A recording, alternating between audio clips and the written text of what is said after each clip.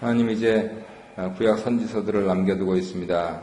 하나님께서 유대, 이스라엘 백성들을 위해서 내려주신 말씀, 우리 구주를 위하여 내려주신 말씀이고 또 구주를 믿는 우리들에게 내려주신 말씀인 것을 믿습니다.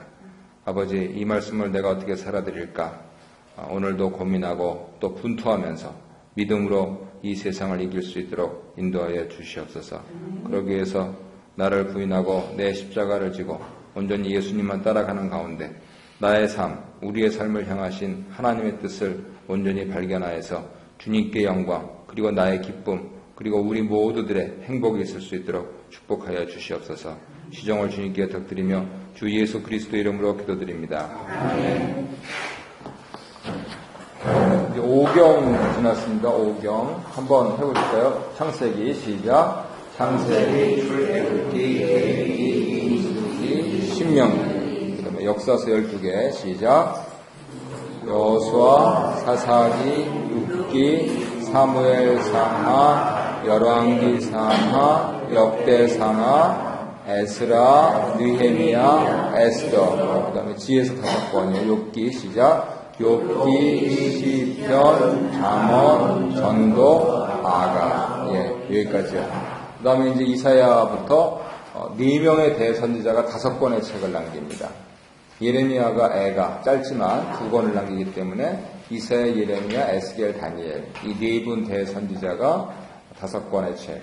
그 다음에 12분의 소선지. 그 큰 대선지라고 해가지고 영감이 더 많고 하는 것이 아니고요. 분량에 따라서 그렇게 대선지, 소선지 이렇게 나눈 것이고요. 사실은 12소선지는 한 권의 책이었습니다. 그렇게 놓고 보면은 12소선지서가 제일 크죠.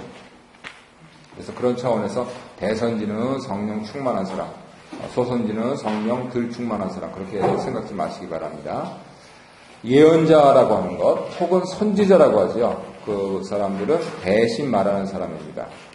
누구 대신 말하는가? 사람 대신 말한다. 그러면은 대변인. 하나님 대신 말한다. 그러면 예언자. 그렇게 얘기합니다. 아론은 출애굽기 7장 1절을 보면은 모세 대신 말하는 사람이었고요. 그래서 정리하자면은 예언자가 말하는 예언이라는 것은 하나님의 말씀을 알려주는 것이다. 하나님의 말씀에 하나님의 뜻이 있으니까. 그래서 그 알려주는 것도 하나님께서 당신의 백성들을 사랑하셔서 미리 알려주시니까. 그래서 미리 예자를 씁니다. 미리 말씀했다. 그래서 예언이라고 하는 것은 하나님 말씀을 미리 알려주는 것이다. 이렇게 정리할 수가 있습니다. 이사야 1장 1절을 보면은 이사야가 유다와 예루살렘에 관하여 본 계시라 이렇게 말씀하셨고 2장 1절을 보면은 이사야가 받은 바 유다와 예루살렘에 관한 말씀이라 그렇게 말씀하셨습니다. 그래서 이것이 예언이라고 하는 것이 얼만큼 포괄적이고 또 광의적인가 하는 부분들을 말씀을 드리고요. 오늘날 목사님들이 신학교를 이제 졸업을 하셔야 되죠. 학제상으로는 3년 마스터 오브 디비니티라고 하는 과정을 수료를 하셔야 되는데 졸업을 하시면서 이제 선지학교를 나왔다 이렇게 얘기를 합니다. 그러면 목사님들은 선지자들이냐? 옛날 선지자들은 아니죠. 이렇게 기도 골방에 들어가 있어 계시를 보시고 이상을 보시고 간혹 가다가 이제 그거 간증하시는 분들이 있는데 모든 목사님들이 그렇게 하시는 건 아닙니다. 뭐 어떻게 하시냐면 이 성경을 보시죠. 그래서 지금 말씀드린 대로 하나님의 말씀인 성경을 말하는 사람이기 때문에 선지학교라고 합니다. 이해가 되시죠? 그리고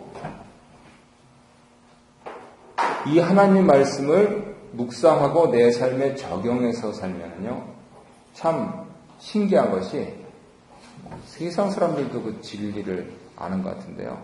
세상은 돕니다. 헤라클레이토스는 만물은 유전한다. 그래서 변증법의 시조가 됐는데요. 우리 경험으로 하자면은 8년에 한 번씩 구약 한 번, 신약 2번 묵상을 하고 지나가는데 하나님께서 이제는 훈련이 됐나 한번 볼까? 하시면서 다시 그 말씀이 돌아올 때 유사한 상황을 통해서 이제는 내가 믿음의 사람이 됐는가 라고 하는 그러한 부분들. 아까 찬송을 빗대면 내가 내 힘을 빼고 하나님만 의지해서 하나님 뜻이 이루어지는가 하는 것을 진짜 보느냐 하는 것을 테스트하시는 거예요.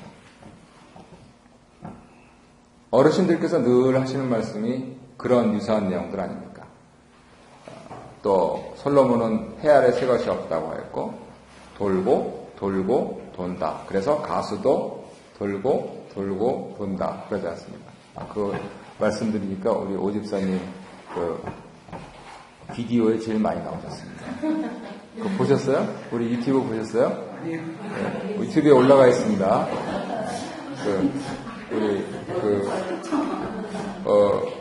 우리 교회 유튜브가 We Church People. 우리 교회 사람들, 영어로 We Church People. 그래서 유튜브에 들어가서 그걸 치시면, 우리 오 집사님이 제일 많이 등장합니다. 그래서 세상 사람들도 이제 얘기를 하는데, 그 사람들은 그렇게 살다가 죽는 거고, 믿는 사람들은 점점 나아져야죠. 점점. 그래서, 8년 전보다 나아져야 되고, 어제보다 나아져야 되고, 아까보다 나아져야 됩니다. 그게 묵상하고 적용하고 사는 삶의 태도고, 그것이 바르게 하나님 말씀을 알리고 듣고 하는 태도입니다. 그래서 이사야가 지금 하나님 대신 말씀하고 있다 하는 부분들 하고, 최근에 오신 분들이 우리 교회에 대해서 말씀하시는 것이 이 교회는 다른 세상 얘기 안 하고 하나님 말씀만 해서 그게 좋다고 그러시더라고요. 사람들이 주일날 예배 시간이라든가 이렇게 살면서 별로 재미는 없는 것 같은데 궁극적으로 교회를 왜 나오느냐 하면은 재밌으려고 나오는 거 아니에요. 교회를 나오는 거는 하나님에 대해서 궁금해서 하나님 뜻이 뭔지 하나님 말씀이 뭔가 하는 부분들을 알려고 나오는 거예요.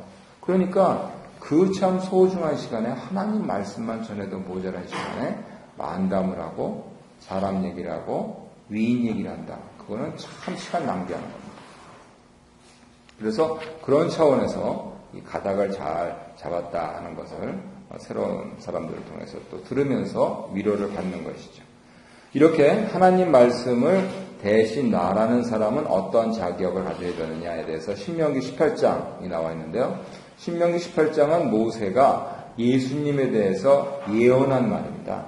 그래서 너희 형제들 가운데서 나 같은 선지자 하나를 일으키리니 너희는 그 말을 들으라 라고 하면서 하나님께서 내가 형제 중에서 선지자 하나를 그들을 위하여 일으키고 내 말을 그 입에 들이니 내가 그에게 명령하는 것을 그가 무리에게 다 말하리라 하셔서 예수님 말씀하시는 것은 하나도 땅에 떨어지지 않고 모두 다 이루었다 라고 복음서 기자들이 받아 적고 있는 것입니다. 사람 말은 떨어질 수 있습니다. 그렇지만 예수님 말씀은 전혀 그렇지 않다. 그래서 사도행전 3장 22절 23절을 보시면 초대교회의 사도들이 말씀을 전할 때 어떻게 했냐면 바로 이 신명기 18장 말씀을 받아서 이렇게 얘기했습니다. 모세가 말하되 주 하나님이 너희를 위하여 너희 형제 가운데서 나 같은 선지자 하나를 세울 것이니 너희가 무엇이든지 그의 모든 말을 들을 것이라. 누구든지 그 선지자의 말을 듣지 아니하는 자는 백성 중에서 멸망받으리라. 이거는 사도들이 자신들의 경험을 바탕으로 말씀에 더한 거예요. 신명기 18장 말씀에는 듣지 않으면 백성 중에서 멸망받는다 라고 하는 말이 없어요. 그러나 지금 사도행전 3장의 말씀은 예수님께서 이미 오셨을 뿐만 아니고 부활 승천하셨단 말씀이죠. 예수님이 오신 것 자체가 심판이냐 구원이냐 이거를 가르는 중대한 갈림길인데 이제 그분이 부활 승천하신 마당에서는 글자 그대로 최건능 목사님 표현대로 예수 천당 불신 지옥이에요. 그래서 이렇게 말씀을 하시는 겁니다. 아니 그러면 2000년 전에 아니 2100년 전에 예수 천당 불신 지옥을 얘기하는데 21세기 사람들이 예수 천당 불신 지옥이란 말을 싫어한다고 그 말을 안 한다. 그러면 그건 교회가 아닙니다. 소셜 클럽이지. 그리고 어떤 점에서는 우리 교회도 다분히 소셜 클럽적인 측면이 있습니다. 저는 좀 자랑스럽게 말씀드렸더니 구역 끝나고 또 한잔 하시는 분들도 아직 있으신가 보더라고요. 그거는 뭐 술이 죄는 아닙니다만 왜 잠깐만 내 허물을 덮습니까? 그거를 부부들끼리 이렇게 하시고 또는 구역 모임으로 하시는 건 아니잖아요. 그거는 틀렸잖아요. 가정 모임으로 하시면 누가 뭘 알겠습니까? 근데 예수 이름으로 모여가지고 주님 주자로 시작해서 술 주자로 끝난다. 말도 안 되는 거예요. 더구나 음식점에 가서 집사님 집사님 그러면서 부어라 마시라 그러면 하나님 싫어하시죠. 차라리 집사님이라고 그러지 말던가. 그래서 그런 차원에서 예수를 믿으면 천당, 불신이면 지옥. 남 정죄할 필요는 없습니다만 내가 왜 나한테 흠이 되는 걸 자꾸만 하느냐는 거죠.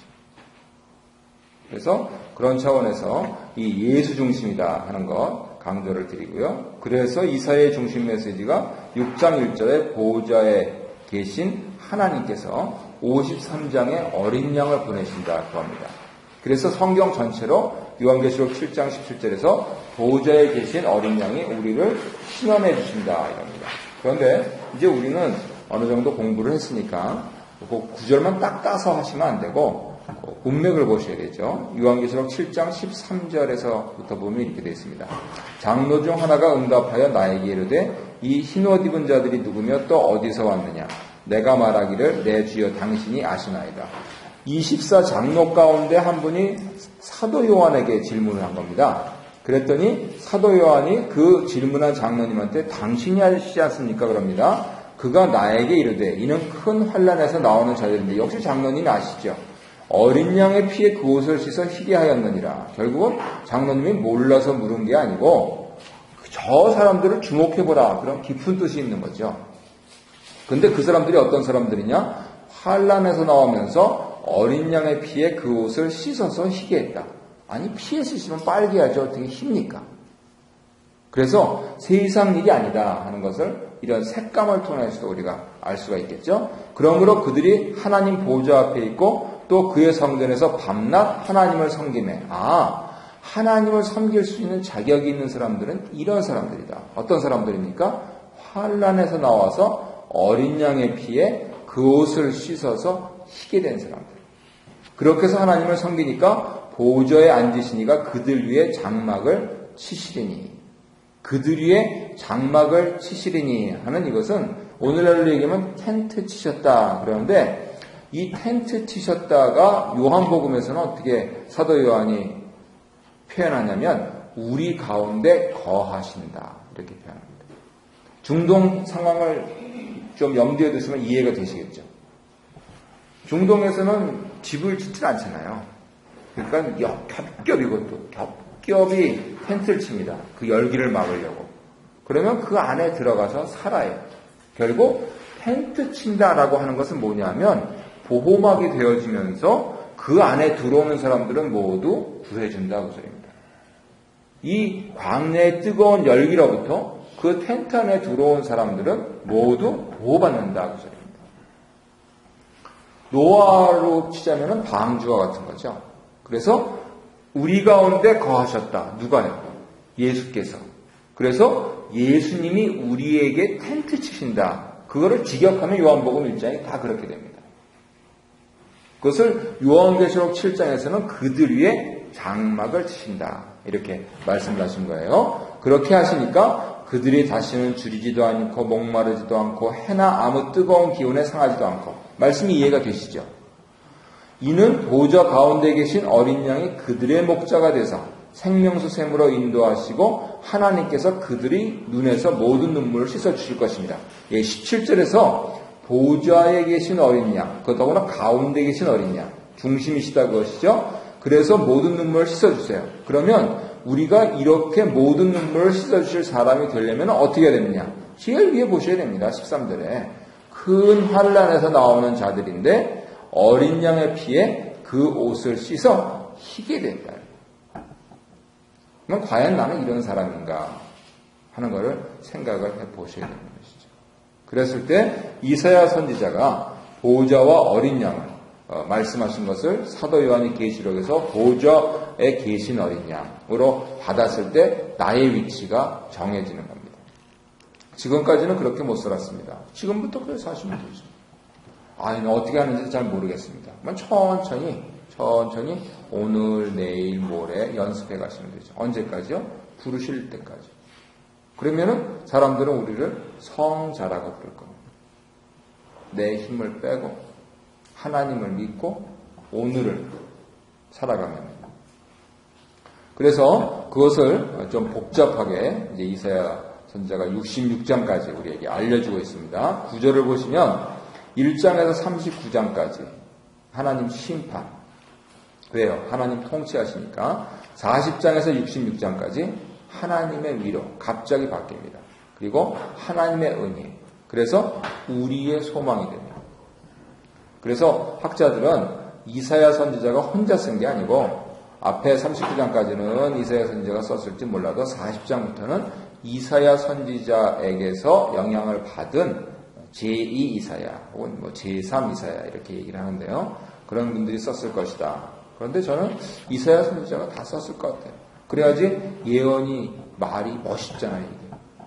더구나 그 페르시아 왕 고레스에 대해서도 예언하고 이거 꼭 본 것처럼 예언한다. 그러니까 멋있잖아요. 예언이 그렇게 돼야지 보고 나서 그걸 받아 적으면 역사죠.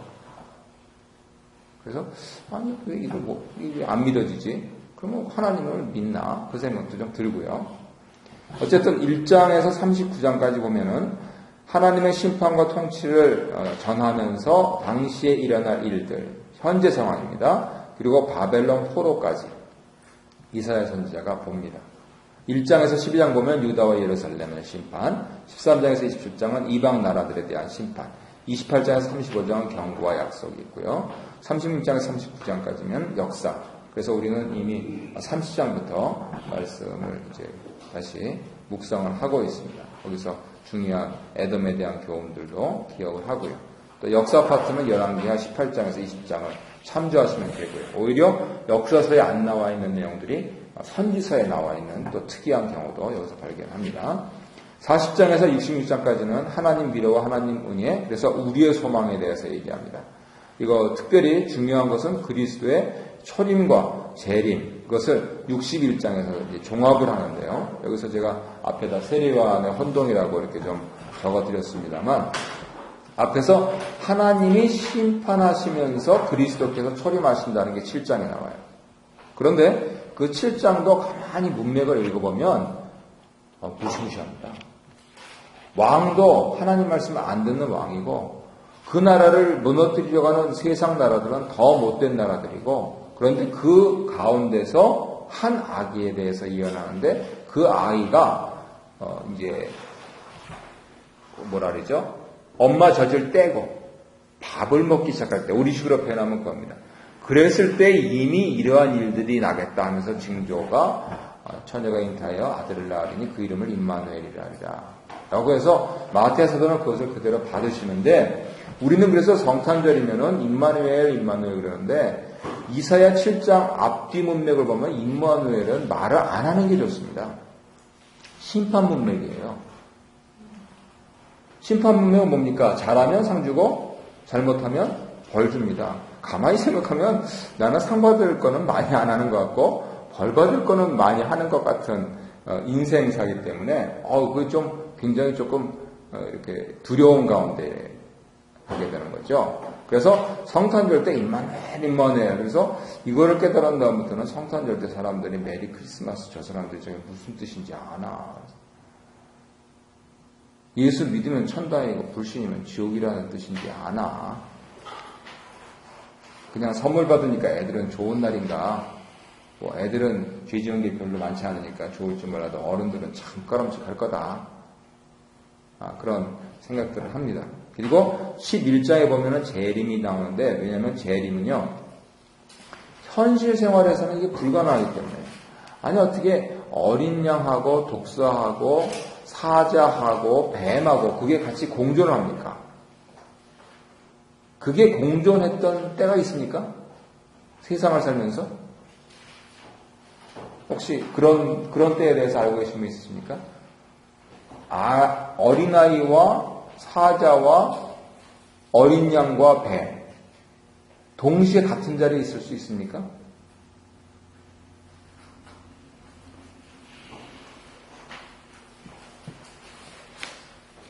인류 역사에서 언제 그랬던 적이 있습니까?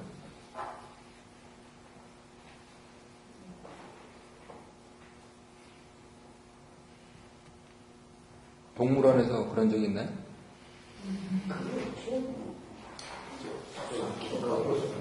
네, 우리가 좀 상상하기가 힘듭니다. 사자가 어린 양하고 서로 같이 뒹굴고 사자는 어린 양을 잡아먹지 뭘 같이 뒹굽니까? 어린이가 독사굴에 손을 넣고 엄마가 완전히 기절초풍할 일이죠. 그런데 그럴 때가 온다. 언제? 한 아기가 우리에게 올 때. 그게 이사야 선지의 예언이거든요. 근데 역사적으로 한 번 일어났습니다. 그러면 언젠가요?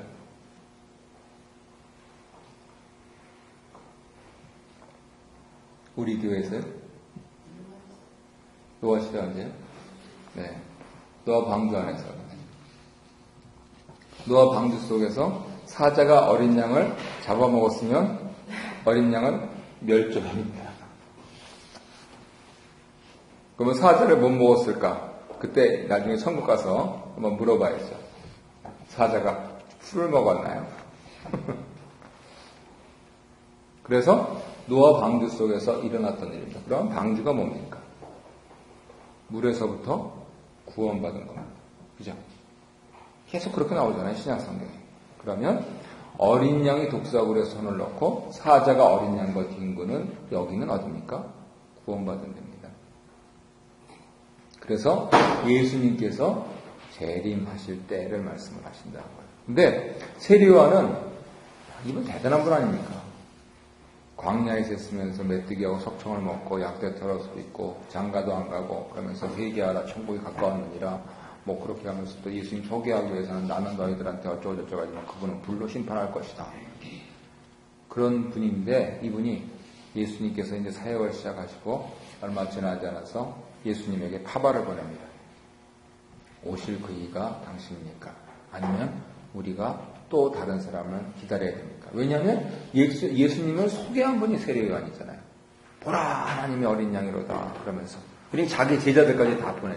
아니 그러면 그랬던 분이 왜 이런 의심스러운 눈초리로 예수님을 바라보았는가? 바로 여기에 혼동이 있는 겁니다. 이사야 7장하고 11장에서 예수님의 초림과 재림에 대해서 예언했는데 이 사람들은 메시아를 경험을 못해가지고 메시아가 오시면은 이제 세상 끝난다라고 계속 상상을 해왔어요. 근데 예수님이 오셨어요.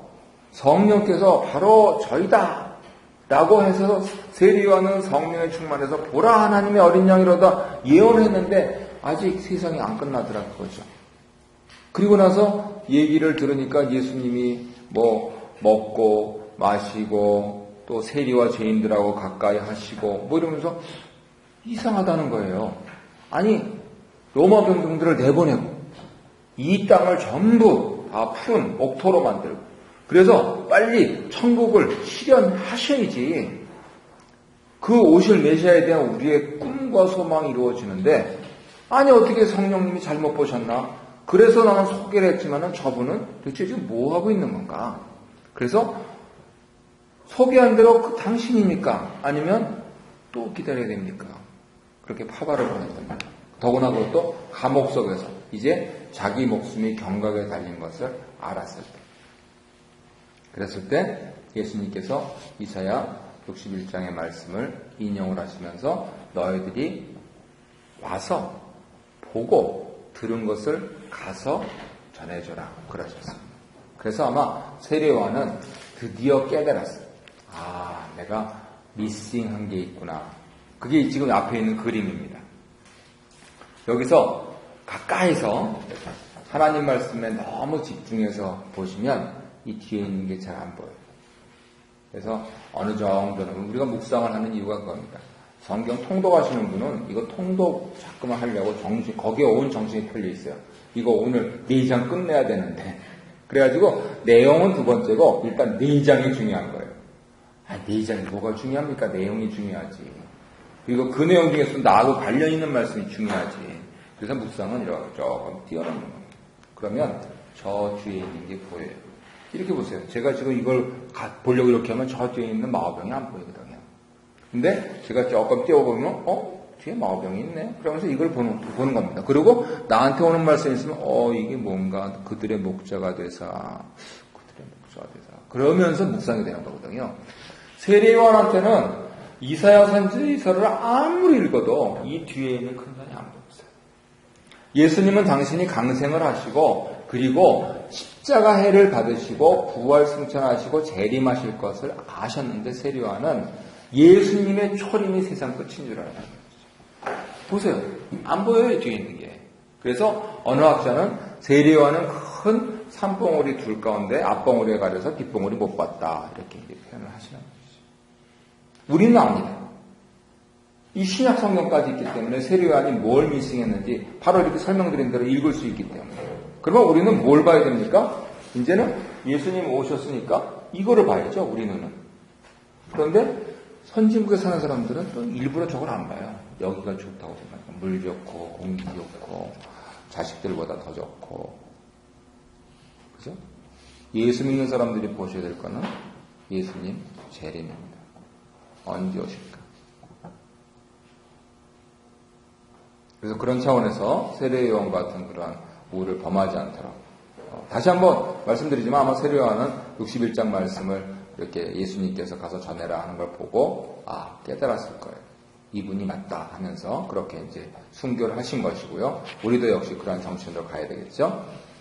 40장에서 66장까지를 보면 우리가 지금 이제 묵상을 하고 있는데 하나님 대 우상 48장까지 나와 있고요. 49장에서 57장에 오실 메시아 58장에서 66장에 회복된 약속과 영광 그래서 천년왕국 새하늘과 새 땅까지 나와 있습니다.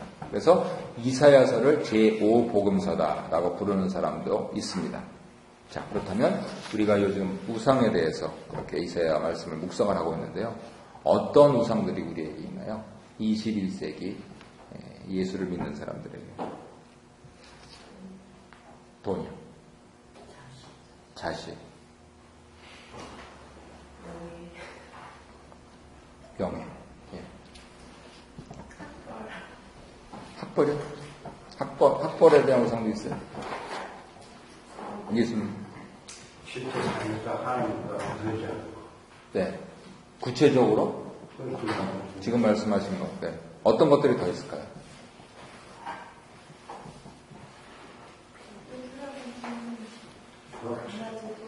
강아지도 우상일 수 있다고. 네. 건강?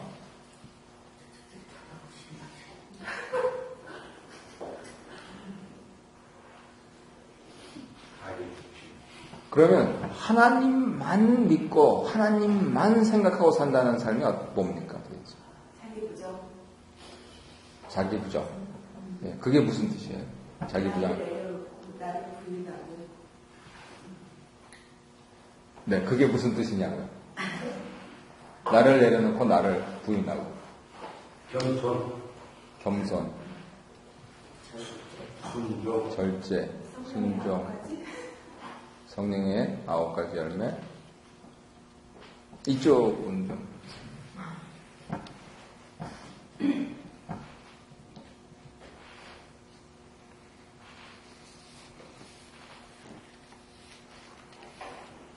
하나님과 우상이 공존하는 그러한 삶을 사시죠. 네. 항상. 네. 그러면 어떻게 하나님 중심으로 살겠습니까?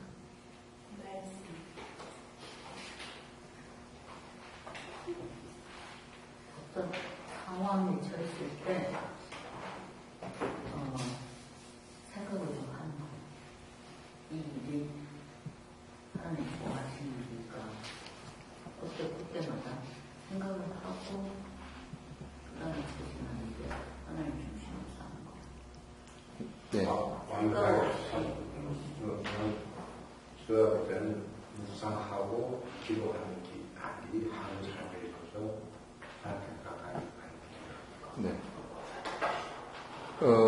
그렇게 하더라도 일단 성경 덮으면 내가 좋아하는 대로 가시지 않던가요? 네. 그래서 묵상을 안 해도 적용하고 다른 사람은 적용이 중요하죠. 근데 요거는 적용하고 요거는 또 적용 안 하지 않습니까?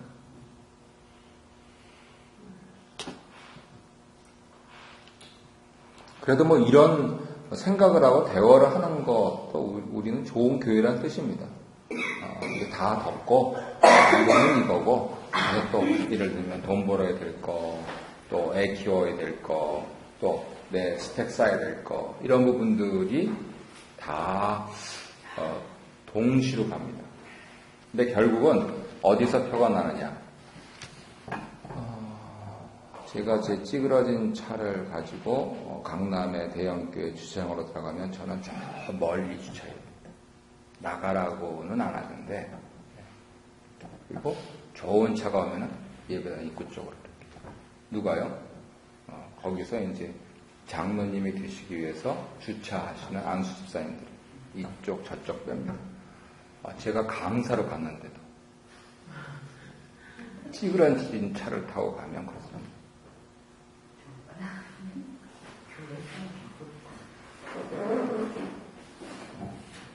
그래서 그런 데는 그렇지 교회는 또 안내하는 분이 안수 집사님 정도는 안 그럴 것 같아요. 네. 그러니까 안 그러기를 바라야죠. 이상과 현실은 이제 다르니까. 저는 뭐 소망교회도 가봤고, 영성교회도 가봤고, 주차费없으면 걸리시죠. 네, 주차도 없어요. 그때는, 어디나 언제나 비행기편 남아있습니다. 정부를 위해서 일한다고 하면 다 나옵니다. 30분 전에도. 그래서 그런 차원에서 이제 드러나는 거죠. 이게 내가 막판까지 가봐야 합니다. 그것을 위해서 사실 지금 하신 말씀들은요, 계속 훈련하는 겁니다. 승단 시험을 봐서 2단에서 3단으로 됐다. 그거는 3단이 됐다라는 거지, 3단이 과연 뭐냐? 그거는 붙어봐야지 합니다. 뭐, 덩치가 산만한 흰띠한테 3단 안 됩니다. 위에서 보고 펑 이러는데, 뭐, 돌려차기, 전혀 안 통해요. 그래서 내가 막상 닥칠 그날을 위해서 오늘도 준비합니다. 이거를 내 생을 준비하는 삶이라고 생각을 하셔야 됩니다. 세리와는 그 점에 있어서 성공적인 인생을 살았고요. 그 다음에 말씀을 잠깐 너무 깊이 파서 말씀을 잠깐 오해하면서 예수님에 대해서 혼동이 있었지만은 바로 교정을 한 것으로 보이고요. 우리는 그냥 혼동만 매일 하지 않도록 해주십시오. 일주일에 하루나 이틀만이라도 하나님 뜻을 제대로 알고 좀 갈 수 있게 해주십시오. 차라리 그러는 게 어쩌면 더 정직한지 모르겠습니다. 그래서 그런 상태에서 우리의 소망 부분들에 대해서 계속 내가 연습한다. 그리고 인생, 개인사로 보면은 결국은 그분이 소망을 가졌느냐 하는 거는 돌아가실 때 다 나옵니다. 편안히 우리 주님 계신 곳에 이제 가니 너희도 잘 예수 믿다 따라오려 하시면서 그렇게 하시면요 믿음에 대한 소망이 있으신 거고요. 그 부분들에 대해서 불확신하시면 굉장히 떠나기를 주저하시고 무서워하시고 물론 생명이 끊어지는 순간이니까 현상은 비슷비슷합니다만 그 주위에서 인종을 지키는 사람들의 느끼는 평안함과 불안함은 하늘과 땅 차이입니다. 그래서 그날을 얘기를 해야 됩니다. 그래서 저도 지금 조금 아직 나이가 어려서 말씀을 드리기가 조금 부족해서 근데 지금 고민하면서 기도하는 것은 우리 토론토에 인종학회를 하나 만들까 생각을 하고 있습니다. 이제는 잘 사는 삶 그거는 다 기본이죠. 그거 생각하는 사람 누가 있어요? 그런데 이제는 잘 죽는 삶. 이 부분에 대해서 우리들이 깊이 생각하고 또 성경은 그 점에 대해서 풍부한 자료를 갖고 있습니다. 성경을 좀 공부한 목사, 또 의사, 심리 상담사, 또 의학자, 과학자 이런 분들이 함께 모여서 이렇게 어떻게 하면 우리가 의미 있고 존귀한 그리고 준비된 그러한 죽음을 맞을 것인가 하는 부분도 사실 얘기를 해야 되나. 그냥 수의 준비하시고 묘지 준비하시고 하는 그게 아니고요. 내 삶이잖아요. 이게. 그랬을 때 어떻게 그 부분들을 내가 준비할까 하는 부분들에 대해서 그래서 그 영어로는 있습니다. 타나톨로지라고 합니다. THANA 타나톨로지 이렇게. 그래서 이미 그 한국에서는 이제 고대 교수님인가 분들이 하고 있는데요. 토론토에서도 그 준비가 되어야 될 것 같아요. 여기는 더구나 이제 더 오래 최소한 한국 사람들보다는 5년, 7년 더 오래 사시는 것 같으니까 그만큼 더 준비하실 시간이 많으신 거거든요. 준비하시면서 하나님 나라를 소망하는 모습을 보여주시면 후배 크리스천들이 영향을 받죠. 성경 구조, 이사야 구조, 비교 암송법입니다. 66장에 비해서 66권, 구약 39권, 신약 27권에 비해서 심판 39장, 소망 27장, 그리고 율법과 복음에 대해서 심판과 소망 이렇게. 그래서 이사야서는 성경 전체의 요약판이다. 창세기 1장, 2장은 성경 전체의 서론이다. 이렇게 얘기하고요. 이사야 66장은 딱 중간에 있으면서 성경 전체를 축소판으로 보여준다. 이렇게 하고 있습니다. 그러면 이제 중요한 몇 장들에 대해서 다루고 마치도록 하겠습니다. 소명장이라고 하는 6장, 우시아 왕 때 이렇게 나오는 게 있죠. 1절에서 4절을 보면은 하나님의 영광을 봅니다. 5절에 보면은 자신의 죄를 고백하고 6절에서 7절 용서받고 깨끗하게 되고요. 8절 드디어 소명을 듣고, 소명이 뭡니까? 부르심 바, 하나님의 부르심이죠. 그 소명을 듣고 헌신합니다. 그리고 9절에서 13절 사명을 받습니다. 특별히 선교사로 나가시는 분들은 이 과정을 꼭 거치셔야 돼요. 선교사 사명이라고 하면은 8절 점검하셔야 되고 6절 점검하셔야 되고 5절 점검하셔야 되고 1절 점검하셔야 돼요. 하나님 영광 보셨습니까? 모르겠는데요. 보실 때까지 기다리셔야 되죠. 자신의 죄 고백하셨습니까? 인생이 어떻게 되겠습니까? 고백하셔야죠. 6절에서 용서받고 깨끗하게 되셨습니까? 확신이 있으십니까? 여기서부터는 네 하시더라고요. 8절에 소명이 있으십니까? 헌신하십니까? 소명은 모르겠고 헌신하겠습니다. 그러니까 사명 감당하겠습니다. 고생하실 겁니다. 다시 하십시오. 근데 이렇게 얘기되는 경우들은 거의 없습니다. 사명 받으셨습니까? 예. 그만 가십시오. 서포트 하겠습니다.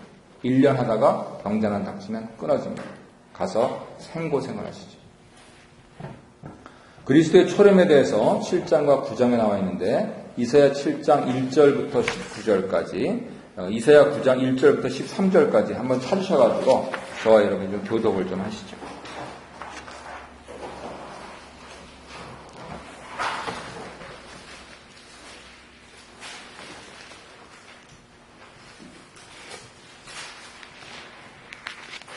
이사야 7장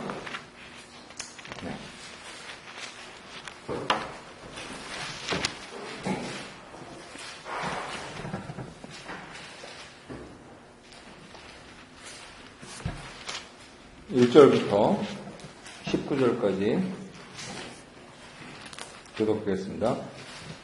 우시아의 손자의 요담의 아들인 유다의 아하스 왕 때에 아람의 르신 왕과 르말레의 아들 이스라엘의 베가 왕이 올라와서 예루살렘을 쳤으나 능히 이기지 못하니라.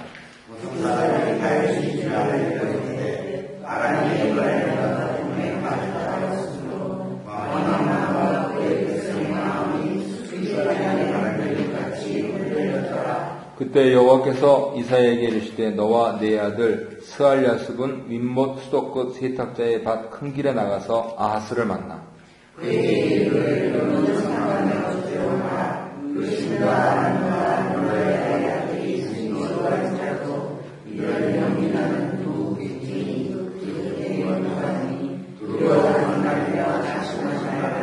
아람과 에브라임과 르말리의 아들이 악한 꾀로 너를 대적하여 이르기를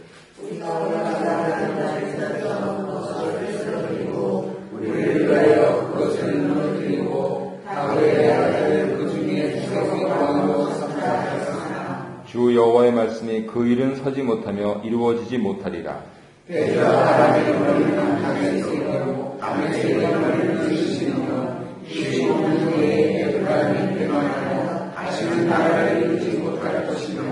에브라임의 머리는 사마리아여 사마리아의 머리는 르말리아의 아들이니라. 만일 너희가 굳게 믿지 아니하면 너희는 굳게 서지 못하리라 하시니라.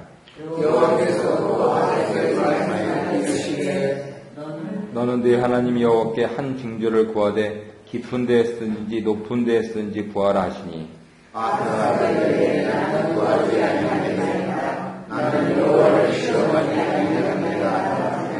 이사야가 이르되 다윗의 집이여 원하건대 들을지어다. 너희가 사람을 괴롭히고도 그것을 작은 일로 여겨 또 나의 하나님을 괴롭히려 하느냐. 그러므로 주께서 친히 징조를 너희에게 주실 것이라. 보라 천국과 인간과 하늘과 하시고 그의 이름을 인마누엘이라.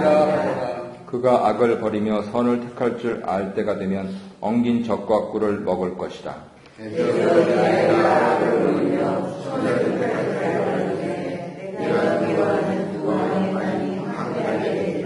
여호와께서 에브라임이 유다를 떠날 때부터 당하여 보지 못한 날을 너와 네 백성과 네 아버지 집에 임하게 하시니 곧 아수르 왕이 오는 날이니라. 그날에 여호와께서 에로가스에서 먼 곳을 다니와 사르다니는 것을 이루시리니 또 하겠습니다. 다 와서 거친 골짜기와 바위 등과 가시나무 울타리와 모든 초장에 앉으리라. 아멘. 9장 보겠습니다.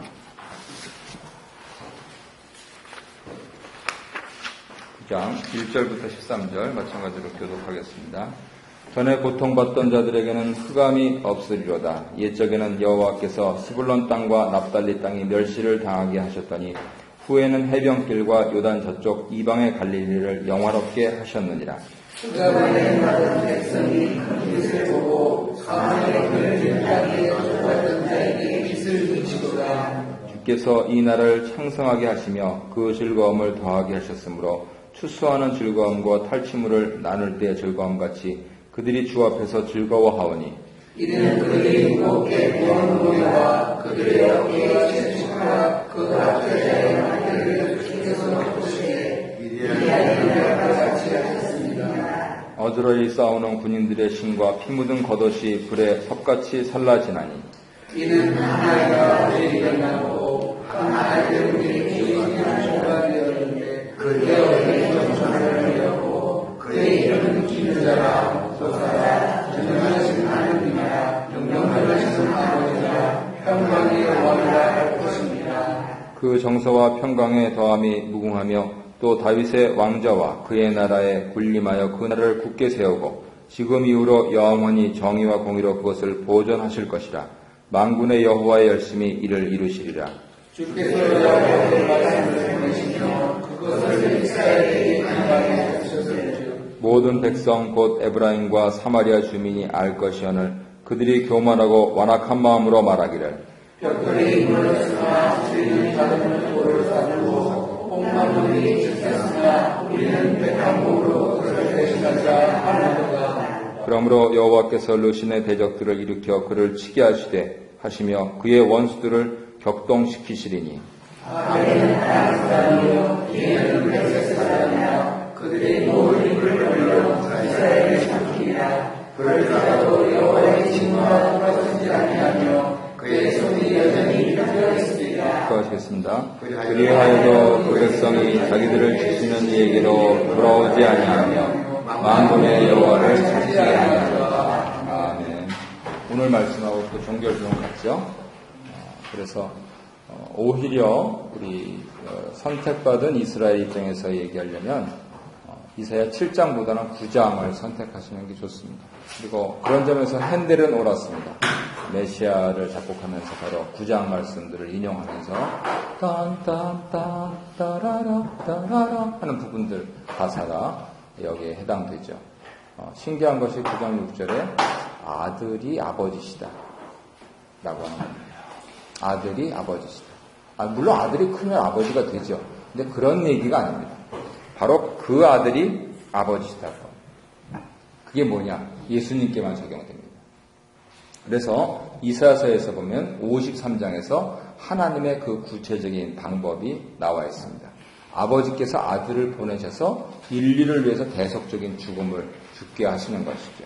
그리고 나서 이제 59장에 가면 그리스도께서 재림하시고 통치하시고 하는 걸 쭉 말씀하시면서 61장 그리고 66장으로 끝내고 있는 것입니다. 그래서 마지막으로 살펴볼 중요한 장은 이사야 53장인데요.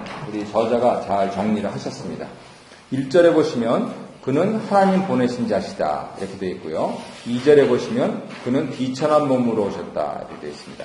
3절에 보시면 그는 멸시를 받아서 사람들의 실어 버림받으셨고 4절에 보시면 그는 우리의 질고를 지고 우리의 슬픔을 당하셨다. 5절은 그는 우리를 위해 고통을 당하셨고 6절에서 하나님께서 우리 대신 그에게 우리 죄를 담당시키셨다. 여기서 이제 대속적이다라고 하는 표현이 나오는 겁니다.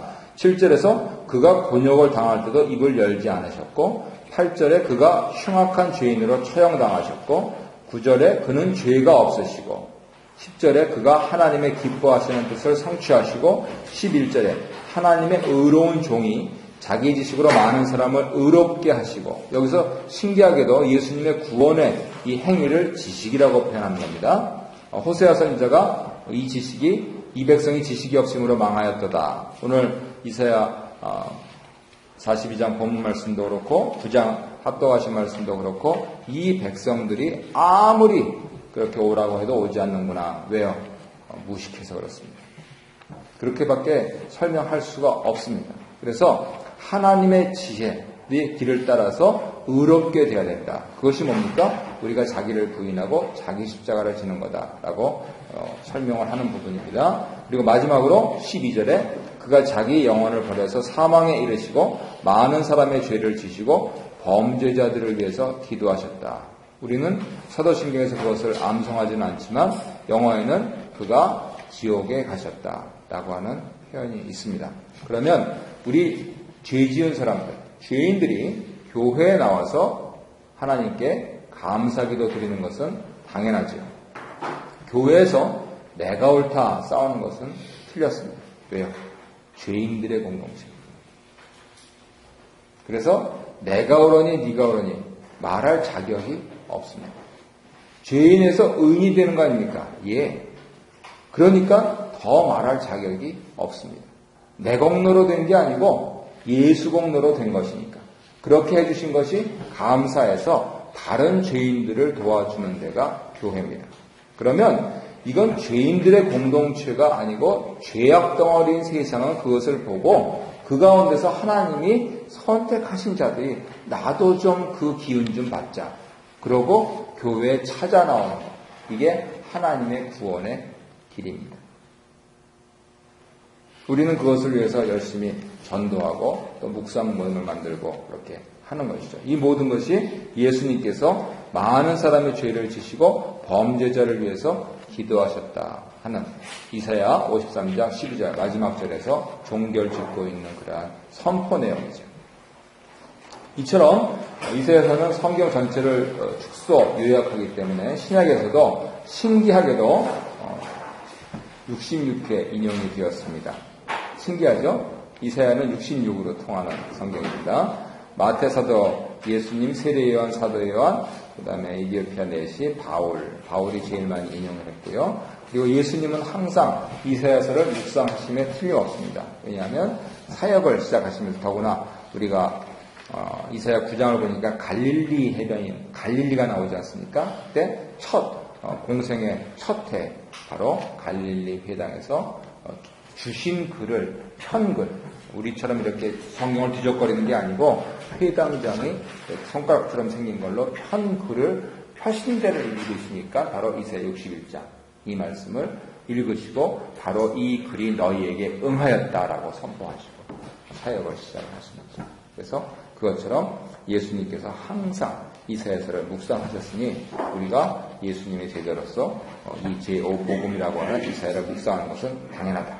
이렇게 말씀드리고 더구나 5월, 6월까지 계속됩니다. 더구나 힘주신 말씀 40장부터 그러니까 하루도 빠지지 마시고요. 묵상하시고 적용하시고 간단하게 표현하겠습니다. 어떻게 하면 적용 잘하는 거냐. 남 잘 도와주시면 됩니다.